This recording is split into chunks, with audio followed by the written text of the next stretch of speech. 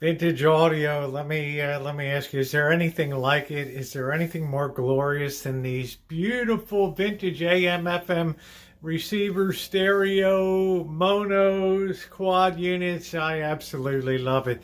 But today we're going to get into a question that I get asked all the time here on YouTube from, well, people that are getting into the vintage audio collecting, and also from people who have vintage audio pieces.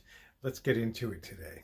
A big welcome to you in front of the fabled wall of sound here on the Rancho, where I have been doing vintage audio since 2013. Rescues, restorations, and also vintage audio listening experiences. If that's something that appeals to you, and I've noticed a lot more millennials and Gen Zs have really been coming to my channel and looking and commenting on a lot of the videos of vintage audio pieces, and they've been like astounded that this stuff was actually produced at one time, because they're used to seeing the black plastic boxes that, well, pass for audio today. And although the fidelity might be nice for them, they lack a cool factor that you're not going to find that in the modern stuff. It's a piece of black plastic. When it goes bad, nobody's going to repair it, just junk it and throw it out. But if you invest in vintage audio, you have something that holds value and something that people really enjoy collecting. And like I said, Gen Zs and millennials lately have been like, well, I don't want to say they've been like rabid dogs. My mailbox overflows with offers to purchase it, or what are you selling, when are you selling, contacting me, and all that. But today we're going to talk about something that I've never talked about before. And it's a great question that I get asked, and it is this: Rosie, if I buy a vintage audio piece and it goes kaput, what am I going to do? It's not like I can go down to the tech geeks at Best Buy and, let those bozos work on it, open it up. I paid $200, $300, $400, $500, $1,000, $2,000, $3,000 for this beautiful Fisher, right? One of the original Fisher audio receivers, and it went kaput. And, it's quite an investment for me, and I want to be able to, number one, can I get it fixed? And number two, what's it going to cost me to fix it? And number three, how long would it take to get the unit back? Well, there's good news and there's bad news. The bad news is that there's fewer and fewer of us left that have experience working on vintage audio equipment. That goes from vacuum tube right on up to solid state. And I'll tell you, my strength tends to be more vacuum tube than it does solid state, although I've had my share of solid state repairs that have gone good, and I've done a lot of solid state repairs for people's units over the years. Okay? Now, can they be repaired? Absolutely. Right. And I get people that ask me all the time, are you repairing things anymore? And well, I'm slowing down a little bit and trying to enjoy the golden years here. But if something is particularly interesting to me, I will take a look at it and I'll let you know if it's something that I'm interested in trying to repair. Now, the good news: there are still places around the country, and they tend to be people my age. And oftentimes there's maybe a new generation that's coming on that's fascinated by vacuum tube electronics and fascinated by early solid state things like that. And they may be willing to take on a project for repair. Not so much restoration, but repair. Restoration is something you should be able to do yourself in a lot of cases, because, well, these things are so well built, right, that they rarely ever go bad. I have units here. This Pioneer over here, think it is right here. It's like a 1959 1959 Pioneer, and it's still going strong. It's heavy as a tank. You could probably use it for an artillery shell and take out a whole small village somewhere in some third world country. But let me tell you, you don't want to do that because these things are like gold. So I always tell people, if you have something that's to be repaired, Audio Karma, AUDIO space KARMA. Audio Karma is a really great site that I've been a part of since 2013, and it's like a clearinghouse for vintage audio collectors. I'm going to leave a link in the box below. It's easy to register. They don't ask you for any money, and they have a load, right? You think I'm a tech geek, right? They have a load of people that absolutely live and breathe and enjoy talking vintage audio. And a lot of them are engineers that used to work for Heathkit and other manufacturers. And, well, they love still being in the business, and they love to help people out.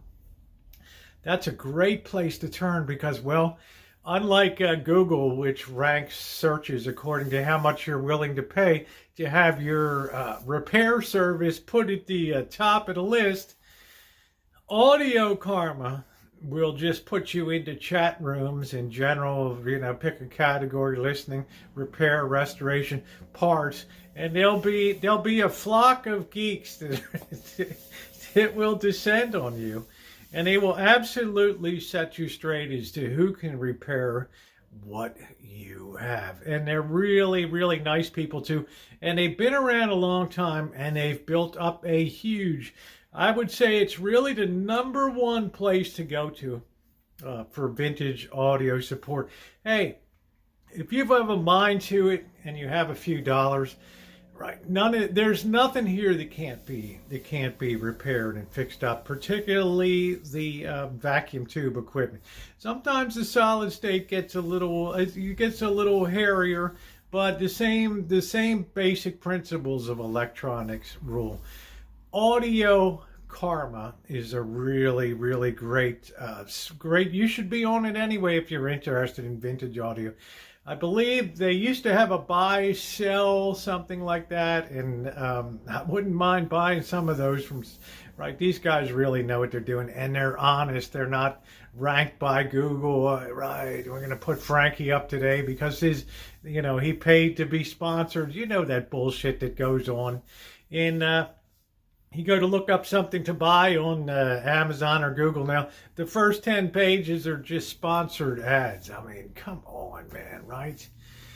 You want to get honest, objective advice. And these people in Audio Karma, they will direct you to parts. Say your lamps are burnt out on your Marantz unit. They'll direct you where to get the original replacement OEM lamps for your Marantz, or other parts that you need. Also give you advice if a channel goes out or this happens to the other, or if worse comes to worse, they'll tell you where to send your unit, box it up, ship it insured. Make sure you box it within a box, and make sure it's shipped to withstand a 6-foot dead drop on concrete, okay? And you will be fine. You know, some people have said, Rosie, have you ever sent anything out to be repaired? Look, I've got a 1961 Motorola 21 tube stereo console here, all right. Considered the finest ever made in America, and it has a console case built by Drexel Furniture of North Carolina. Now, if that's not collectible in an era of junk, Chinese junk, Vietnamese junk, etc., well, you tell me what, okay? But one thing I didn't want to do when I did the rescue, I rescued it. You can see the videos. I did the rescue, brought it home, went through a whole long restoration project with a whole bunch of videos you can see on the playlist. Take time to go to the front page and look at the playlist. Vintage audio rescue, vintage audio restoration, vintage audio listening experiences. right? I wasn't going to diddle with the turntable, okay?